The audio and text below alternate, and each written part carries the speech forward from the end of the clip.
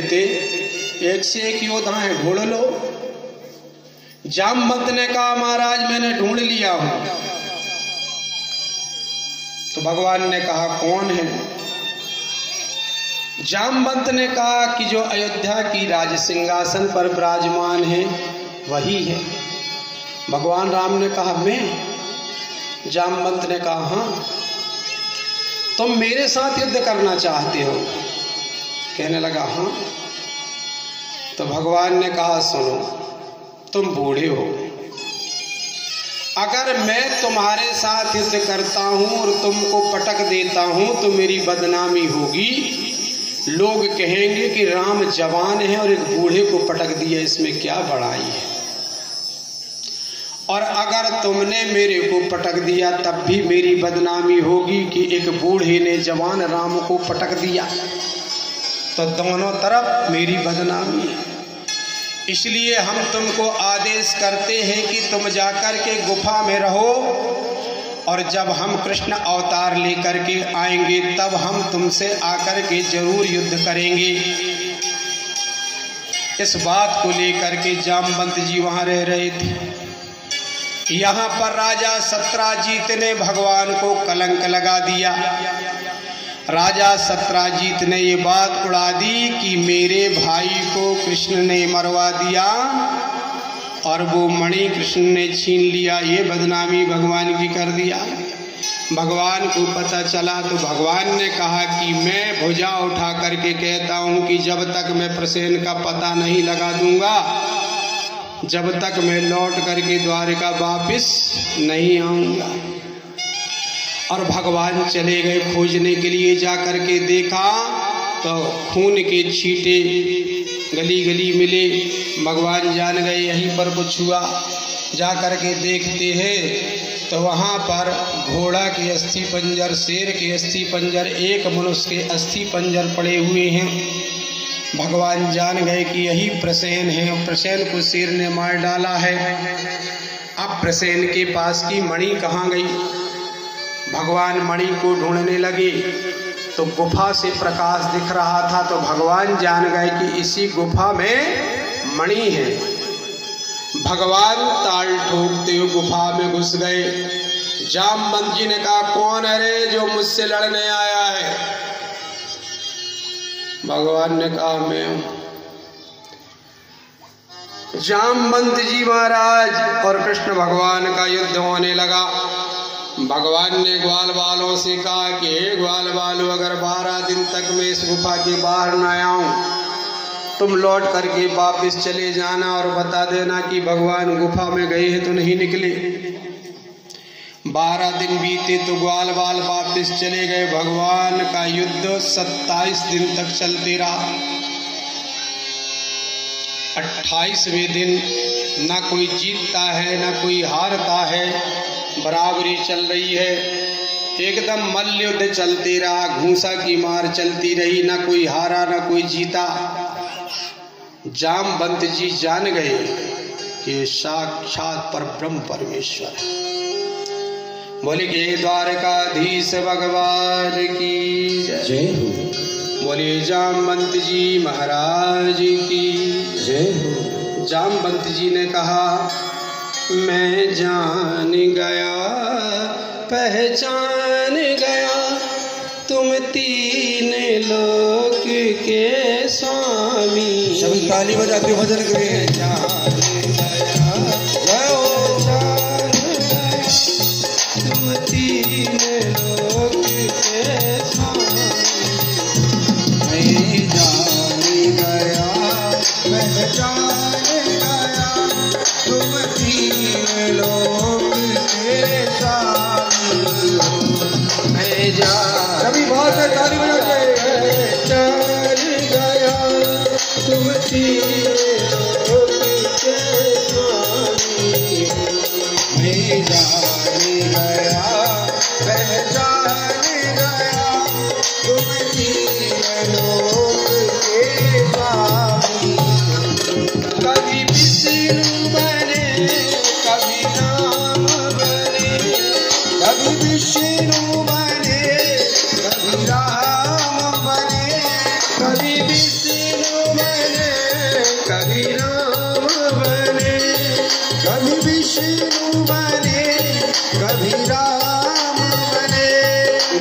जाने में जान गया, मैं जान गया, पहचान गया, मैं जान गया, पहचान गया, तुम तीन लोक के स्वामी हो।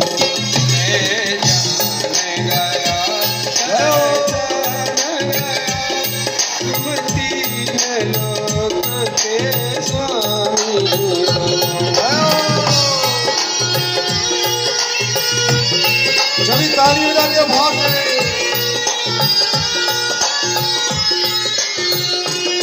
हे दीनानाथ दया करके, हे दीनानाथ दया करके, हे दीनानाथ दया करके, हे दीनानाथ दया करके, अब मुझे लगा दो चरणों में, अब मुझे लगा दो चरणों में। मैं जान गया, पहचान गया, तुम तीन लोक के। हरि बोल। मैं जान गया, पहचान गया, तुम तीन लोक के स्वामी हो। हे नाथ तुम्हारे चरणों से, नाथ तुम्हारे चरणों से, हे नाथ तुम्हारे चरणों से, हे नाथ तुम्हारे चरणों से, जब ज्ञान की गंगा बहती है, तब ज्ञान की गंगा बहती है। मेरा ज्ञान तुम्हारे चरणों में और ध्यान तुम्हारे चरणों में, मेरा ज्ञान तुम्हारे चरणों में, मेरा ज्ञान तुम्हारे चरणों में। मैं जान गया, पहचान गया, तुम तीन लोक के स्वामी हो। मैं जान गया, पहचान गया, तुम तीन लोक के। मैं जान गया,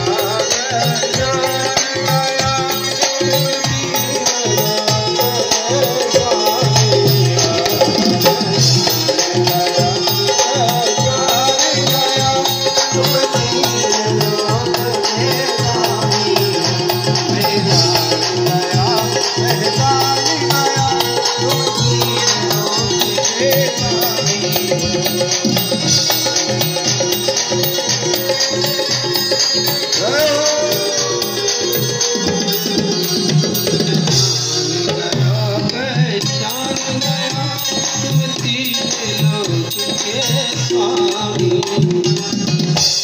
जामवंत जी चरणों में लग गए, भगवान में जान गया। आपने कहा था राम अवतार में कि मैं आऊंगा, तो आप कृष्ण अवतार में आकर उस वचन को पूरा किए। महाराज एक काम करें, मेरी एक बेटी जामवती है, इसे आप अपनी पत्नी बना लीजिए।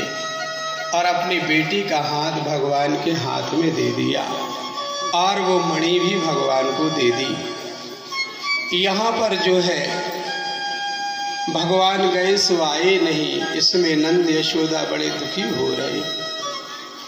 उन्होंने यज्ञ पूजन करवाया कि हमारा बेटा वापस आ जाए। देवी पुराण में लिखा हुआ है कि उन्होंने देवी पुराण करवाया, कन्या भोजन करवाया, दुर्गा की पूजा की। और जिस दिन ब्राह्मणों की विदाई देकर के नंद यशोदा दक्षिणा दे रहे थे, उसी समय पर बंसी बज गई और मुरली बजाते हुए भगवान श्याम सुंदर वापस आ गए। और भगवान उस मणि को लेकर के राजा सत्राजीत के पास गए, तो तुमने हमको कलंक लगाया था, हम तुम्हारी मणि ला दिए और तुम्हारा भाई शेर के द्वारा मारा गया। सत्राजीत शर्मिंदा हो गया और बार बार भगवान के चरणों में प्रणाम किया और कहा, महाराज मेरे अपराध को क्षमा करिए प्रभु, मैंने आपको अनजाने में कुछ भी कहा, इसके लिए मेरे अपराध को क्षमा करें महाराज। और एक काम करें, मेरी एक बिटिया है जिसका नाम है सत्यभामा, इसे आप अपनी पत्नी बना लीजिए। भगवान जहाँ जा रहे हो तैसे एक बाई ला रहे, उधर गए तो जामवती मिल गई, इधर आए तो सत्यभामा मिल गई। अब भगवान की 3 हो गई है।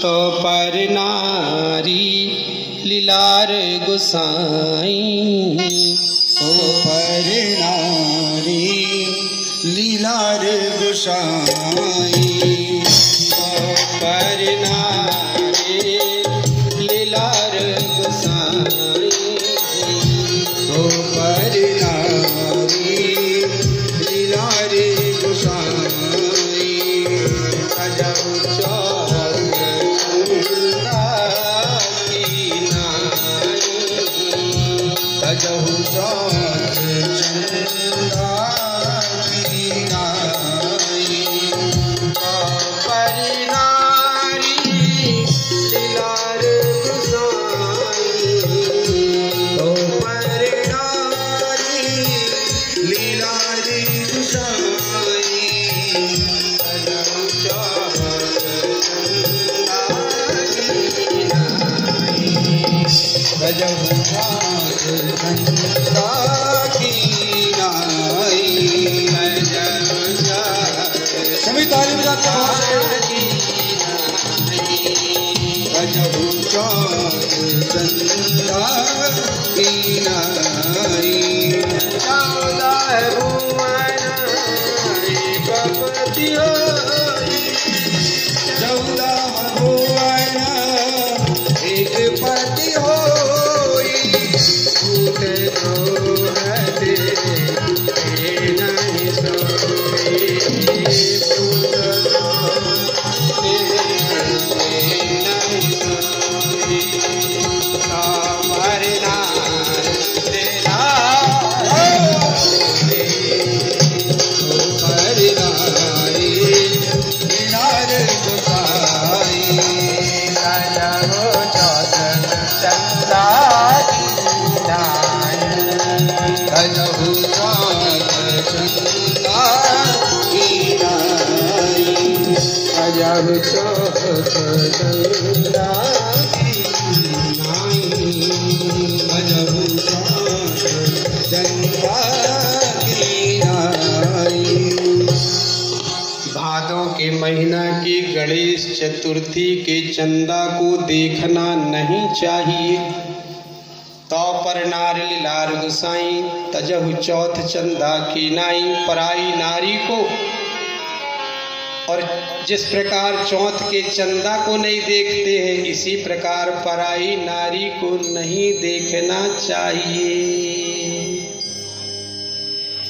पराई दौलत पर बुरी नजर मत डालो,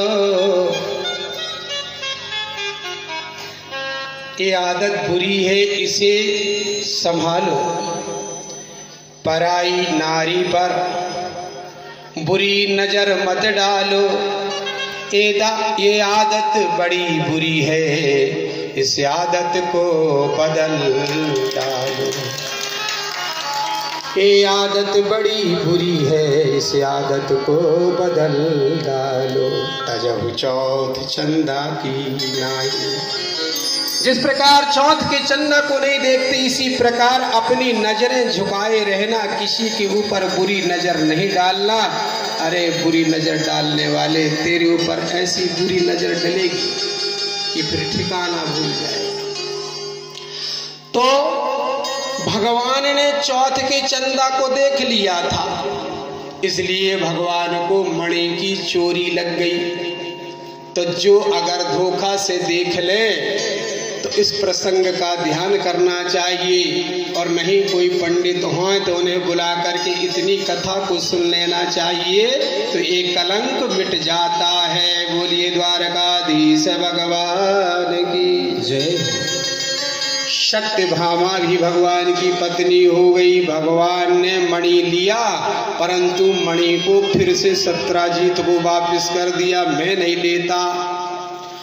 अब तो सत्यभामा का विवाह सद्धनवा के साथ होना था, तो सद्धनवा जो है भगवान से बैर रखने लगा कि मेरे साथ जिसका ब्याह होना था उसको कृष्ण गए और ले आए। बड़ी विचित्र कथा है भागवत की, और भगवान की प्यारे सुनते जाइए। और मैं भी माता जी की कृपा से एक तरफ से खोज खोज करके कथाओं को रखता हूं, और याद भी बहुत हो गई है। तो सद्धनवा को गुस्सा आई, तो सद्धनवा ने क्या किया कि सत्राजीत को मार डाला और मणि को छुड़ा करके, मणि को चुरा करके ले गया। तो सत्यभामा को पता चला कि पिताजी मारे गए और मणि चली गई। तो सत्यभामा ने भगवान से बताया कि हे प्रभु, आपके रहते मेरे पिता को सद्धनवा ने मार डाला, क्योंकि उसका विवाह मेरे साथ लगा हुआ था और आपके साथ हो गया। भगवान क्रोध में आए और सद्धनवा के पास गए, और सद्धनवा के साथ भगवान ने युद्ध किया, और सद्धनवा का भगवान ने वध कर दिया।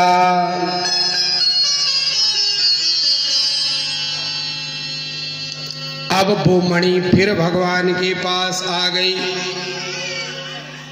प्यारे, यह मणि घूमते घूमते लौट करके भगवान के पास आ गई, पर भगवान की ऐसी नीति रही, ऐसी न्याय रही कि भगवान ने उस मणि को सत्राजीत राजा के खानदान के जो भी रहे होंगे उनको भगवान ने पुनः वापस कर दिया।